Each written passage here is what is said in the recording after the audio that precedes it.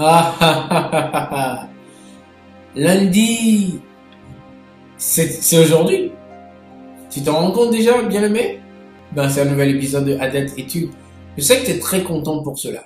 Alors, je suis prêt. T'es prêt aussi? Ça commence.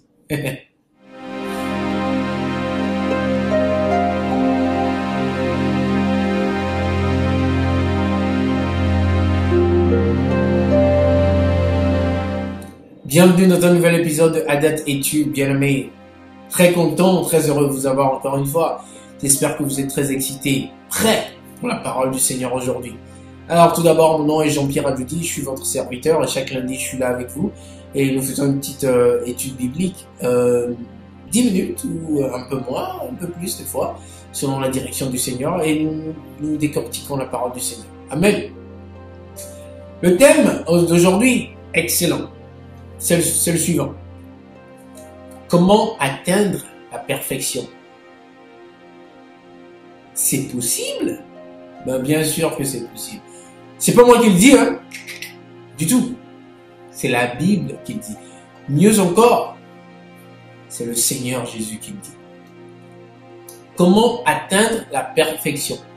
C'est ce que nous allons découvrir ensemble aujourd'hui et basé sur la parole du Seigneur, bien entendu. J'espère qu'à la fin, pardon, tout le monde s'y attellera. Amen. Alors tout de suite, nous allons tous ensemble lire le livre de Matthieu. Alors nous partons dans le livre de Matthieu chapitre 5, verset 46. Matthieu chapitre 5, verset 46 à 48. C'est parti, bien aimé. Si vous aimez ceux qui vous aiment, quelle récompense méritez-vous? C'est le Seigneur Jésus qui parle. Les publicains aussi n'agissent-ils pas de même? Et si vous saluez seulement vos frères, que faites-vous d'extraordinaire? Les païens aussi n'agissent-ils pas de même? Verset 48. Soyez donc parfaits, comme votre Père céleste est parfait. Amen. C'est le Seigneur Jésus qui nous demande d'être parfaits comme le Père céleste l'est. Amen. Alors, bien aimé, ceci est très important. D'abord, j'aimerais vous dire que si le Seigneur Jésus nous demande d'être parfaits, c'est pas de la métaphore, ou c'est pas un jeu de mots, ou c'est pas de la blague. C'est parce qu'il est possible que nous soyons parfaits. Il ne le dirait jamais si ce n'était pas possible. Le simple fait qu'il le dise prouve qu'en fait c'est quelque chose qui est possible. Soyez parfaits comme votre Père céleste l'est. Je crois que au lieu de se dire mais cela n'est pas possible, ça veut dire quoi d'être parfait? Plutôt, c'est important de se poser la question. Ok, comment être parfait? Si le Seigneur Jésus le dit si clairement, c'est que c'est son souhait que nous soyons parfaits comme son Père. Ben, maintenant, il faille savoir les directives ou la voie ou les prescriptions pour atteindre cette perfection.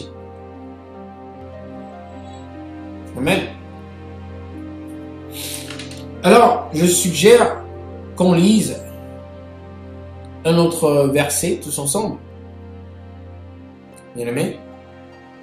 Lisons le livre de Galates. Galates, le chapitre 2. Pardon. Galates, chapitre 2, verset 20. Amen. Nous lisons la parole du Seigneur. J'ai été crucifié avec Christ. Et si je vis, ce n'est plus moi qui vis. C'est Christ qui vit en moi. Si je vis maintenant dans la chair,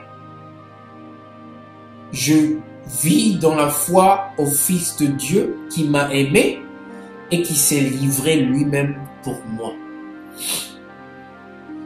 Si je vis, ce n'est plus moi qui vis. C'est-à-dire que les choses que je fais, je ne les fais pas de ma propre force. Je les fais par la puissance du Saint-Esprit. Parce que la Bible dit c'est Christ qui vit en moi. Comment est-ce que Christ vit en moi? Par le Saint-Esprit, bien-aimé. Quand l'Esprit de Dieu vient vivre en nous, c'est Christ qui vit en nous. Parce que le Saint-Esprit est l'Esprit de Jésus-Christ de Nazareth. Donc c'est Jésus qui vit en nous. D'où ce qui rend possible le fait d'être parfait maintenant. Parce que, en fait, si je vis et que c'est plus moi qui vis, mais plutôt l'Esprit de Dieu qui vit en moi, moi je n'ai aucune puissance, je n'ai aucune force. Mais le Saint-Esprit me rend puissant, me donne de la force, me faire des choses surnaturelles. Donc c'est pas moi qui le fais de moi-même. C'est lui qui le fait à travers moi. Donc, je peux être parfait parce que le Saint-Esprit en moi me rend parfait. Parce que ce n'est plus moi qui vis. J'espère que cette parole bénit quelqu'un. Amen. J'aimerais qu'on clôture avec un verset que j'espère que la plupart, sinon tout le monde, adore par ici et connaît par cœur de toute façon. J'espère. Ce sera le livre des Philippiens, pardon. Philippiens chapitre 4, qui veut deviner où est-ce que je vais? Verset 13. Pardon, Philippiens 4, 13. C'est dit, je puis tout par celui qui me fortifie. Alléluia! C'est qui celui qui me fortifie? Jésus-Christ. Il est où Jésus-Christ? En moi, par son Esprit Saint. Le même Jésus me dit, parfait comme mon Père qui est aux cieux. C'est simple. C'est pas à moi de le faire, c'est au Saint-Esprit de le faire en moi. Donc, je peux tout faire. Parce que le Saint-Esprit le fait en moi. Moi, mon rôle est de lui permettre de le faire. C'est tout.